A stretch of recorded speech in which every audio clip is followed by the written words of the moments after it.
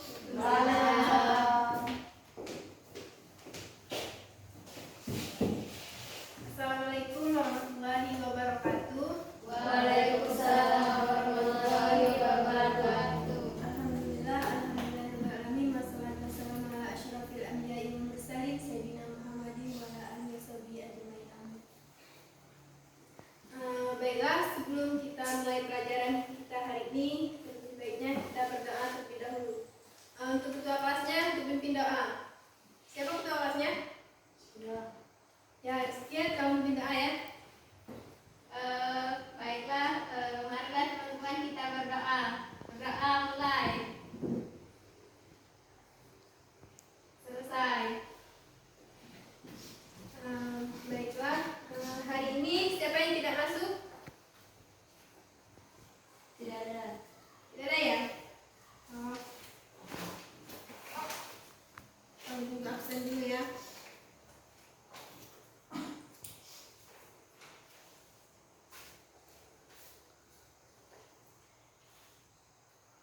Upa, Hadir. Siska, Hadir, Bu. Rizkia, Hadir, Bu. Ani, Hadir, Bu. Zila. Hadir, Bu. Jadi hadir semua ya. Ya. Baiklah, sebelum kita mulai pelajaran kita hari ini, sebaiknya kita bersama-sama melafazkan basmalah. Bismillahirrahmanirrahim. Hari ini kita akan mempelajari materi tentang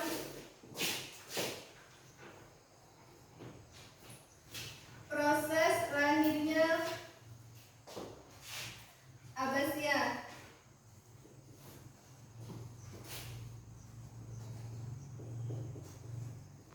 Dan fase pemerintahan Abbasiyah.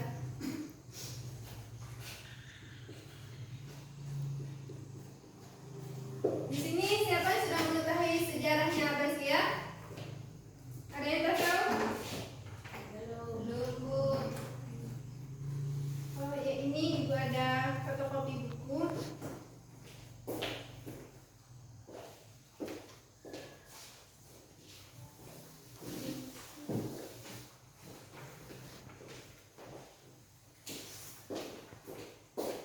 Tolong buka halaman 48 ya. Ya. Iya, Bu. Di situ kan yang pertama proses lahirnya Abbasiyah.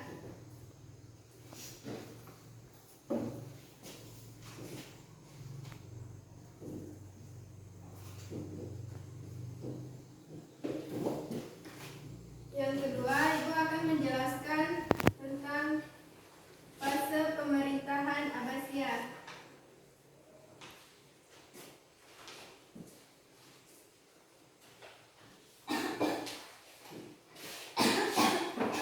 Jadi di sini proses lahirnya Abbasiyah itu terjadi pada tahun 750 Masehi. 750 Masehi adalah peran besar dari keturunan Bani Hasyim yang bernama Abu Abbas.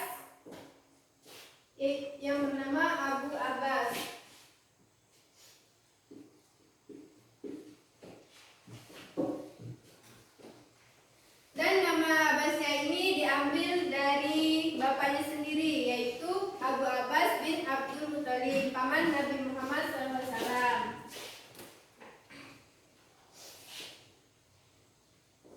Dan prosesnya lahir Abbasiyah ini dimulai dari kemenangan Bani Abbasiyah, yaitu dalam sebuah perang terbuka atau disebut Al-Zab. Jadi proses berdirinya Abbasiyah ini ketika melawan sebuah perang, yaitu Al-Zab.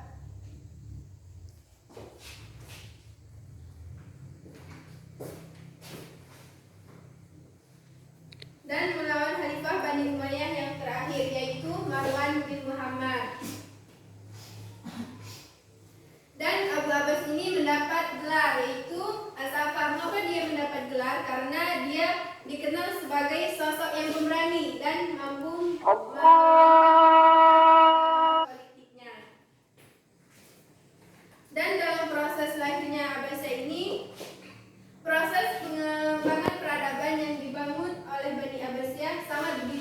membawa proses perubahan yang sangat besar dan ilmu pengetahuan selanjutnya. Dan berdiri Abbasiyah ini selama 505 tahun.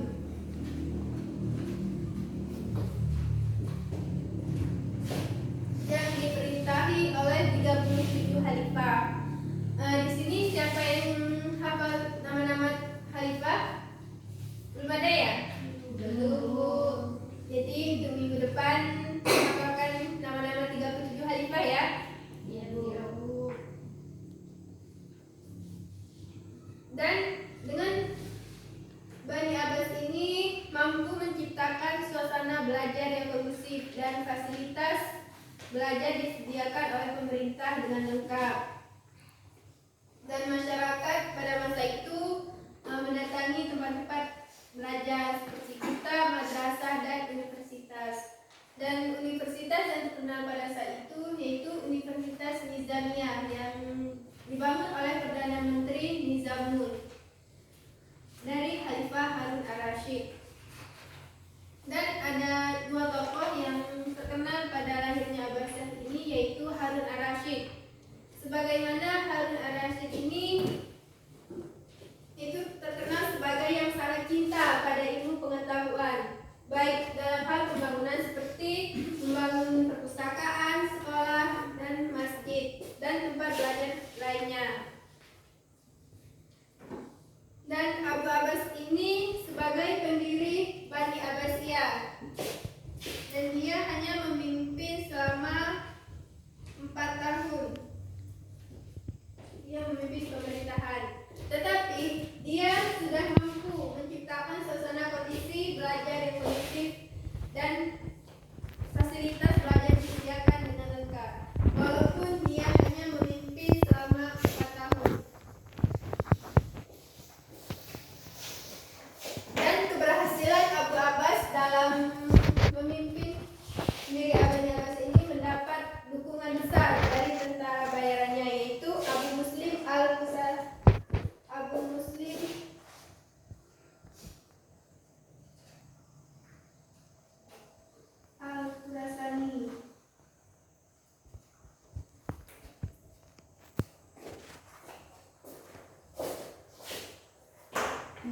Jadi dalam Bani Abbas ini menaklukkan Daulah Umayyah I, dia mendapat dukungan besar yaitu Abu Muslim Al-Khurasani. Itulah yang dapat dijelaskan tentang proses lahirnya Abbasiyah. Ada yang perlu ditanyakan tentang proses lahirnya Abbasiyah? Tidak ya? Tidak. Kalau tidak, kita lanjut yang poin kedua, yaitu tentang fase pemerintahan Abbasiyah. Di sini bagus ya.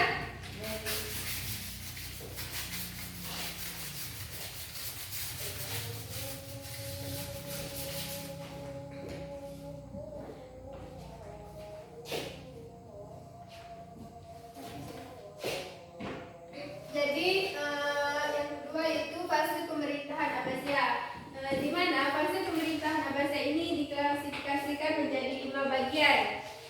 Yang pertama, apa yang pertama? Pembentukan. Ya, yang pertama yaitu fase pembentukan. Di sini terjadi pada tahun 750 Masehi sampai 847 Masehi atau bertepatan dengan 132 Hijrah sampai 232 Hijriah.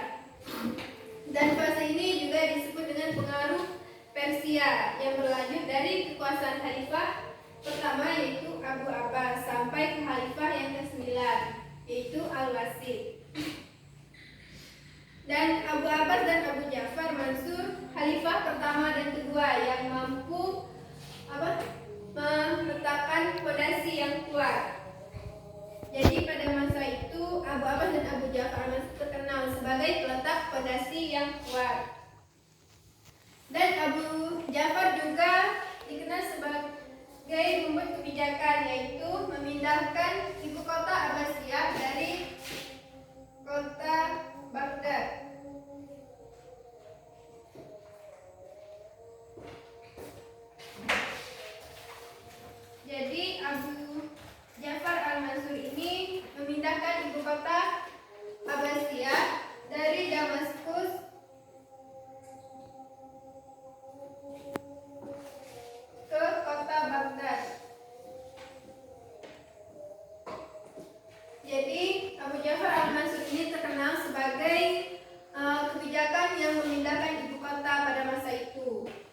sehingga dia keberanian dalam memindahkan ibu kota.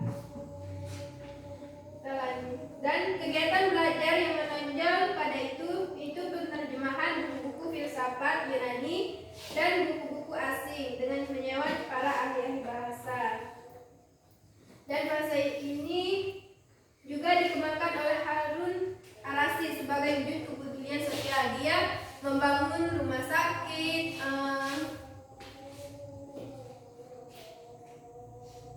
dan lembaga pendidikan dokter dan farmasi yang didirikannya paling sedikit 800 orang. Kita lanjut yang ke fase kedua. Yang pertama fase pembentukan.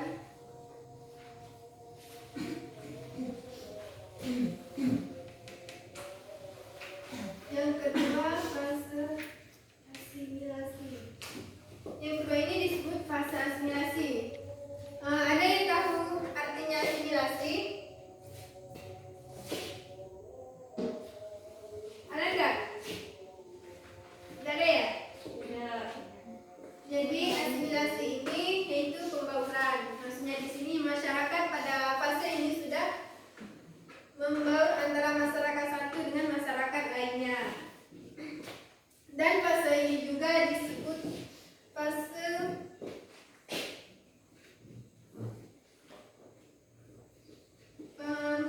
Turki.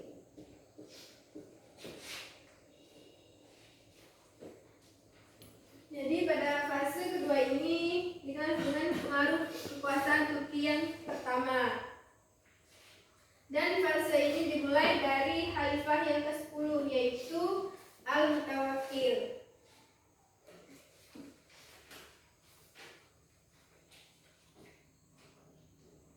Dan pada fase ini perkembangan peradaban masih bisa berkembang seperti membangun masjid, istana, perpustakaan, dan sekolah.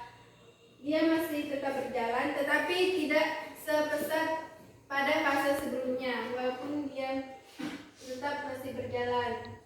Dan pada abad ke-9 peradaban mulai menurun. Tetapi walaupun sudah menurun, masyarakat tetap juga pergi belajar ke tempat-tempat seperti pusat, madrasah, dan universitas. Dan sedangkan yang ke fase ketiga yaitu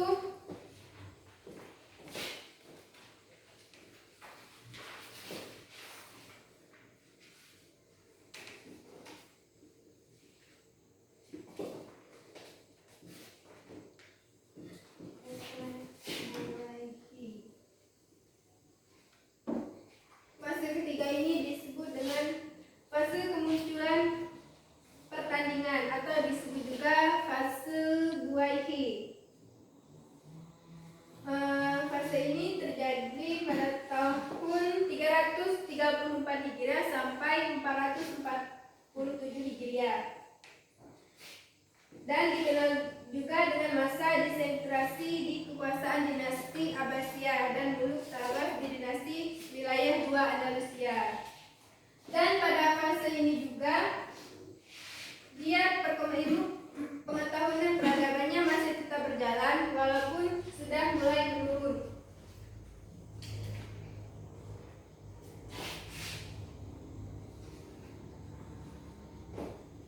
Jadi walaupun di fase ini sudah mulai mengalami penurunan, tetapi mereka tetap masih mengikuti pelajaran dan pergi belajar. Ada yang perlu ditanyakan? Apa yang telah dijelaskan tentang 3 fase sebelum lanjut ke fase yang lain? Ada ya? Apa udah jelas? Sudah Bu. Kalau sudah, kita lanjut yaitu fase keempat.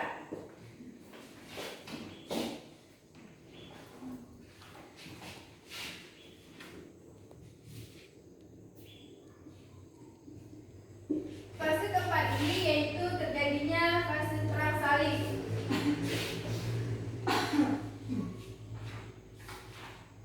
Sebagaimana kekuasaan ini dipengaruhi juga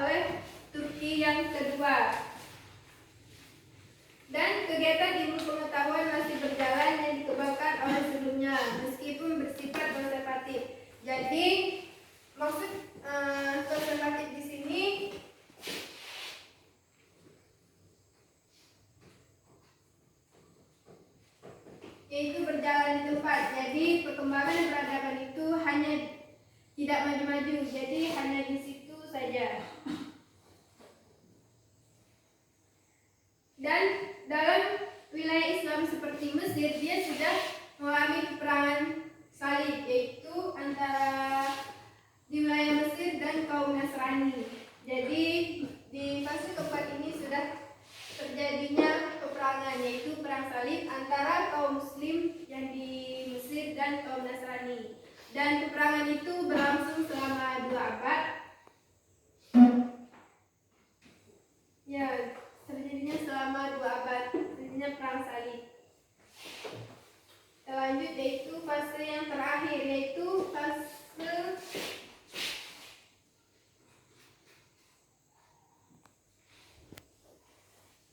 yang terakhir ini disebut fase kehancuran atau fase kemunduran. Dan fase ini disebut juga dengan fase lemah atau hancurnya Islam pada masa Abbasiyah. Setelah terjadinya disintegrasi dan perang salib dalam wilayah Islam, dan wilayah Islam pun diperangi oleh 2 kerajaan Nasrani, yaitu Aragon dan Castelia. Dan dihancurkannya lah kekuasaan Islam pada masa Abbasiyah. Kejadian yang strategis itu Islam selama 5 abad yang dibangun oleh Bani Abbas tadi hancurlah pada fase yang kelima. Jadi pada pemerintahan di Abbasiyah sudah terjadinya 5 abad, dan pada abad kelima hancur Islam pada masa Abbasiyah dan berakhirlah Islam pada masa itu. Jadi untuk penjelasan materi kita yaitu tentang proses Bani Abbasiyah dan fase-fase Bani Abbasiyah. Apakah ada yang ditanyakan? Ya, silakan Bu. Untuk fase kehancuran itu kenapa Bu bisa hancur? Ya. Kenapa Bu? Ya, terima kasih. Jadi fase kehancuran ini disebut dengan fase kehancuran ya. Karena fase keempat kan terjadinya perang salib. Jadi ketika terjadinya fase kelima, yaitu karena fase perang salib ini terjadi selama 2 abad. Jadi pada fase kelima yaitu fase kehancuran Islam pada masa Abbasiyah. Karena pada masa itu kaum Muslim sudah dibombardir oleh kaum Nasrani, yaitu kerajaan Nasrani Aragon dan Castelia. Jadi pada masa itu Bani Abbasiyah sangat lemah ketika diperangi oleh kerajaan Nasrani itu. Dan pada masa ini dan peradaban Islam pada saat itu hancur lebur. Jadi fase kelima ini yaitu kehancuran karena terjadinya peperangan salib antara kaum Muslim dan kaum Nasrani. Mas Siska sudah mengerti? Ya, terima kasih. Tepuk tangan kepada Siska ya.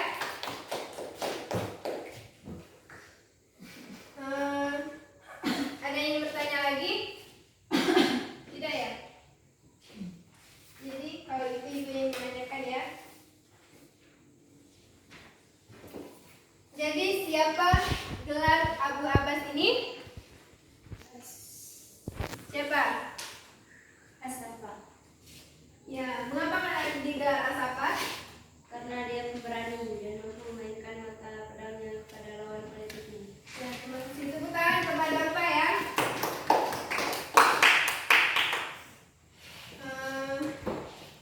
Ada yang ditanyakan lagi? Tidak ya? Kalau tidak, Ibu akan memberikan tugas.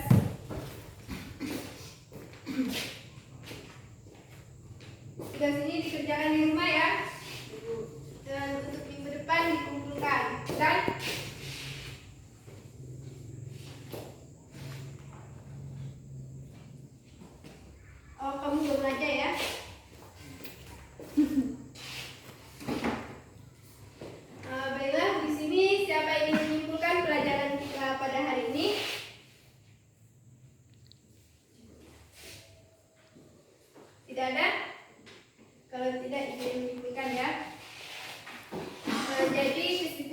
mata materi kita pada hari ini yaitu sebagaimana lahirnya Abbasiyah ini pada tahun 750 Masehi, dan nama Abbas ini diambil dari bapaknya yaitu Abu Abbas bin Abdul Muthalib, paman Nabi Muhammad SAW. Dan Abu Abbas ini mendapat gelar yaitu As-Safa karena dia sosok yang pemberani dan mampu memainkan mata pedang kepada lawan politiknya. Dan terdapat fase-fase pemerintahan pada masa Abbasiyah, yaitu terdapat 5 fase pemerintahan.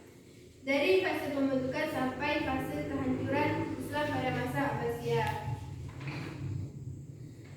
Jadi dapat kita ambil ibrah dari pelajaran kita hari ini yaitu tentang keteladanan para tokoh Abbasiyah. Sebagaimana yang pertama, Abu Abbas ini mampu dalam menumpas keturunan Bani Umayyah yang satu, dan Abu Abbas mendapat gelar As-Safa. Dan yang kedua, Abu Ja'far Al-Mansur membuat 8 kebijakan khalifah, dan Abu Ja'far Al-Mansur terkenal sebagai memindahkan ibu kota Abbasiyah dari Damaskus ke kota Baghdad. Tugas minggu depan, tolong hafalkan nama-nama 37 khalifah dan tugas yang dibagikan tadi ya. Ya, Bu.